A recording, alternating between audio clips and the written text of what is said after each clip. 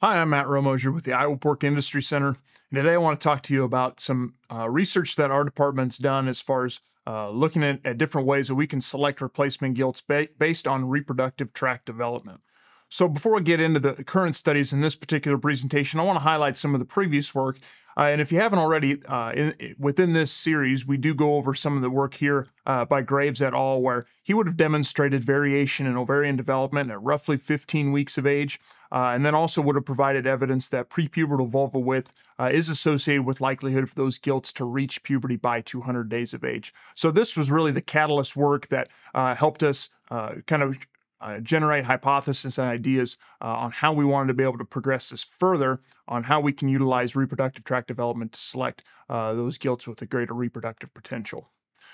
So this ultimately led to this first study where we wanted to take some of that data and try to take it to a commercial level study. So in this particular project, we looked at methods of reproductive tract scoring as a tool to improve sow productivity. So the objective here was just to be able to test the effectiveness of a scoring system on vulvicized gilts that were at an age prior to puberty, and then use that as a way of identifying replacements or cull candidates in a commercial sow farm. So we hypothesized that vulvascore differences there at 15 weeks would ultimately associate differences in reproductive performance. So here's the experimental design, and I'll go over it here to kind of lay out what we did with this particular trial. So again, as I stated, at 15 weeks of age, we recorded body weight. We recorded vulva width using a digital caliper in millimeters there. And then we had 3 different scoring systems that we utilized in order to be able to assess vulva size or vulva width. So the first one that we would have, I'll talk about here is what we called vulva score method A. And we classified gilts by either being small, medium, or large, and really was broken out using or trying to target the bottom 15 percentile, an upper 15 percentile, and then an intermediate 70, right? So we wanted to be able to try to find outliers within a group and see if we could find differences within a population as far as their ability to be more productive later in their life. Vulva score method B was a little bit different. This was on a numerical scoring system, 1 through 5, where each number just designated a 20th percentile within their cohort, 1 being the smallest and 5 being the largest within this particular group of gilts. And then the last one, we had farm personnel score, and this was designed to really test whether this a scoring system could be implemented on farm and mimic what we maybe expected or anticipated to be able to find with the other 2 prior stated scoring methods here. So using an unbiased, trained farm personnel did their own individual scoring, and again, trying to target that bottom 15, upper 15, and then intermediate 70 percentile within a group here. From then on, those gilts were then moved to a designated GDU or a sow farm specific GDU, where they're exposed to routine GDU protocols with bore exposure, heat detection. Culling records were recorded, and then any sort of breeding records were recorded on farm as well. And then we were able to, obviously collaborating with farm records, we were able to get the farrowing records, any litter losses, and then culling records as products of this particular study here. So one of the interesting things we found initially was that body weight was really poorly correlated with vulva width, at least at 15 weeks of age, which is interesting from the fact that we typically may think that those gilts that are faster growing maybe are just more productive as a whole, but you can see here that really only about 6% of the variation in that reproductive tract development early in life, only about 6% could be explained by body weight. So obviously there's a disconnect there as far as how fast those gilts grow in that early stage of life, and then how early or how far along they are from a reproductive tract development standpoint as well. So we look at what we call gilt inclusion right here, and I'll go over obviously all the different scoring methods here, but I'll kind of walk through this one a little bit slower to kind of set the table for what these bar graphs are showing here. But we look on the left here, we see the percentage of gilts within each category, small, medium, and large, that percentage of them that were scored that reached parity 1. So you can see a significant difference. As we look at gilts that were scored small, only about 65% reached that parity 1. And then we see numerical increases and significant increases when we look at those gilts that were classified as medium or large. When we look at percentage of them that achieve parity 2, obviously we have a higher fallout rate, again, from P1 to P2 here. So we only see numerical changes here. We don't see statistical differences but still, it's encouraging to see a similar trend here when we look at in comparison the gilts that were classified small versus large and their ability to achieve parity 2 there. We look at vulva score method B. Again, similar trends here in general as increase in vulva width score. We also see an increase in the percentage of those that were able to achieve parity 1. And then again, just as we stated on that previous slide, an increase in percentage to achieve parity 2. Didn't necessarily find statistical differences here, but a numerical trend at least suggests that even with a similar fallout rate from P1 to P2, we still were able to identify, in this case, maybe potentially more productive animals here through this scoring system.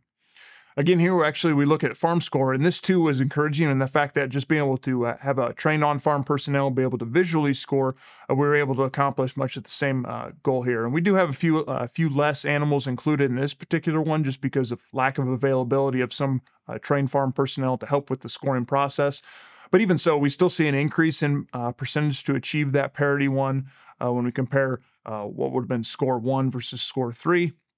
And we do see, actually, in this case, we did detect a significant difference in terms of their ability to achieve parity 2 when we look at score 1 versus score 3 shown here.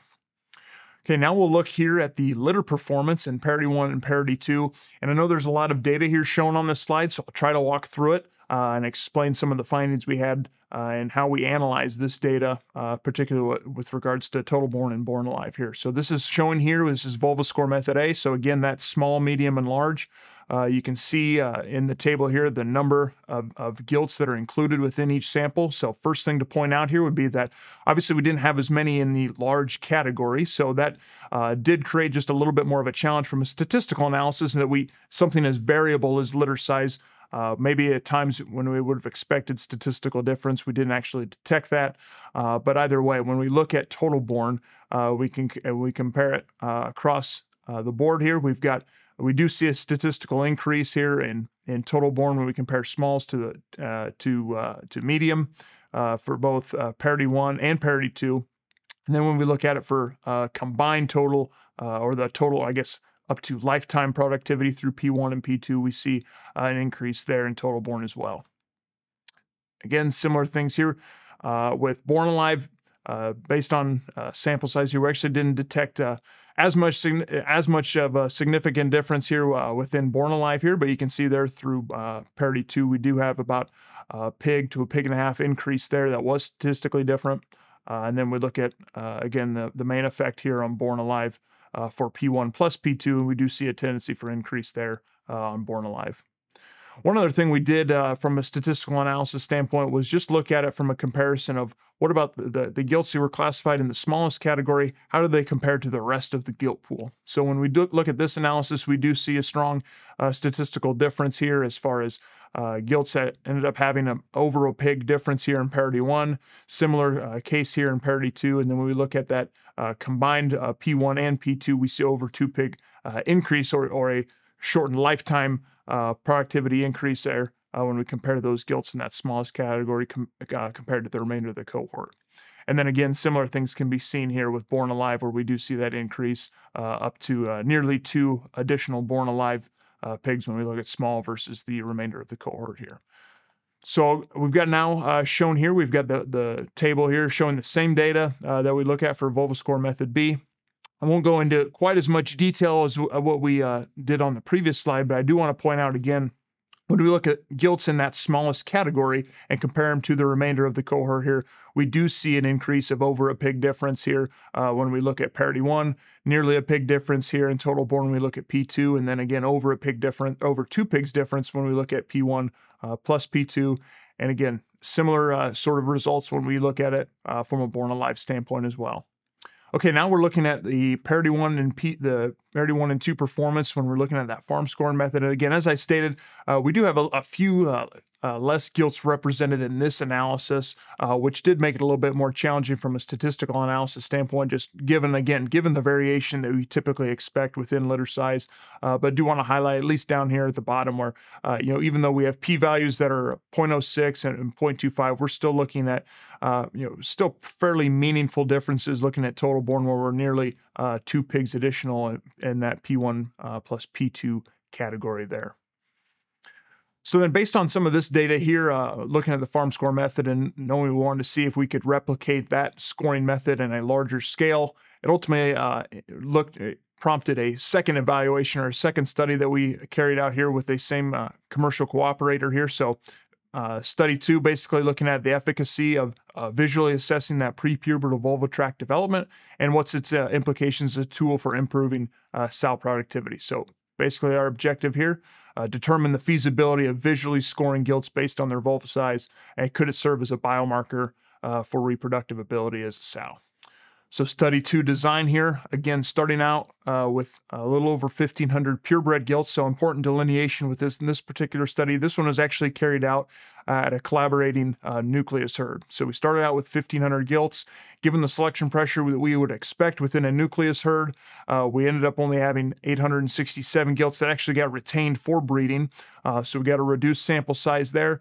And then when we assign these gilts to these 3 categories, our trained farm personnel again, tried to target getting those gilts into that bottom 15, intermediate 70, and top 15 in the way that they scored them. You can it's shown here that trained farm personnel did a fairly good job of trying to delineate and try to target those gilts that would have been suboptimal for vulva size or smaller for vulva size at this particular age.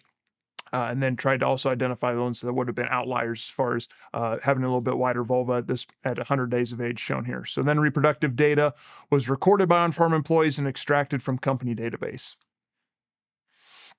So we look here again, VS1, VS2, and VS3. Again, VS1 would be those gilts that would have been ranked in the bottom percentile for vulva size, and then VS3 would be the upper percentiles, with VS2 being the intermediate 70. So we look here at how those scores fare when we evaluate age at farrowing.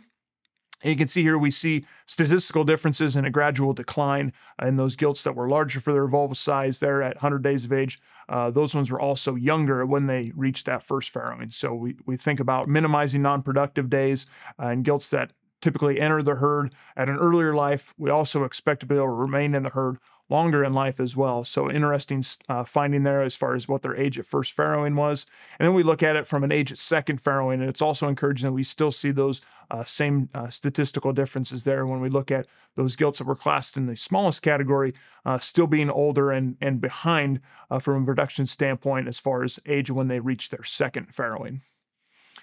When we take this and analyze the litter size data, so this is looking at parity 1. Again, actually encouraging to see that we replicated some similar results in comparison to that first study, where again, those gilts in that classified in that smallest category were about a pig to a little over a pig difference, or reduced in as far as litter size when we're looking at smallest category versus the remainder of the cohorts. And it did show statistical differences here when we look at those upper 2 categories in VS2 and VS3. So encouraging that we were able to, again, find similar studies with a different, within a different herd, different and obviously slightly different genetic lines here, being purebred versus F1 that was in that first study there. Did not see any differences there when we look at it from a stillborn and mummified fetus standpoint, so encouraging also we're not compromising or changing those records as well. Interestingly, we did not see a difference here when we look at P2 performance. A couple things we can consider here was obviously, again, being on a nucleus farm, higher turnover and replacement rate did reduce the pool of gilts that would have, again, been contributing to the data shown here. But then also not knowing what the effect of being purebred gilts also and their ability to fertility out to P2, how that changes as well. So probably constitutes further work that we can look at from a research standpoint of impact of purebreds in this particular scenario, but you can still see numerical trends in increase when we look at the gilts in that smallest category versus the upper 2 categories there.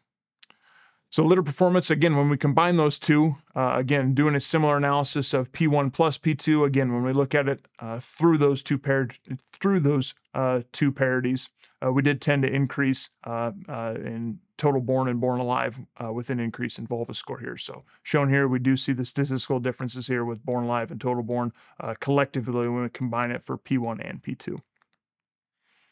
So general summaries and conclusions, and maybe what producers can take and implement here. So variation in reproductive tract development prior to puberty appears to be associated with reproductive potential as a sow. So what I always tell producers is if it's a way you can implement a simple selection criteria, just be able to try to target at bottom percentile, a 10 to 15 percentile can probably help enhance and improve the reproductive potential of that particular gilt group. Gilts with accelerated reproductive tract development prior to puberty appeared to have reproductive advantages compared to their cohorts. At least that's what these particular studies show here.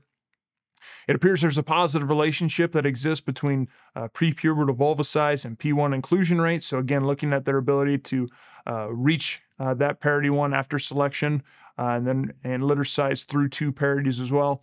And then the overarching theme that we saw through both these studies is that total-born was consistently increased through 2 parities across all scoring systems. So roughly additional 2 pigs through 2 parities when implementing these scoring systems here. So I want to thank you for listening. And obviously, if you have any questions or want more information, I cite the 2 studies here, so be able to get more detail on what our materials and methods, as well as our discussion here, have shown. You can cite these papers here. And with Iowa State University, I'm Matt Romoser.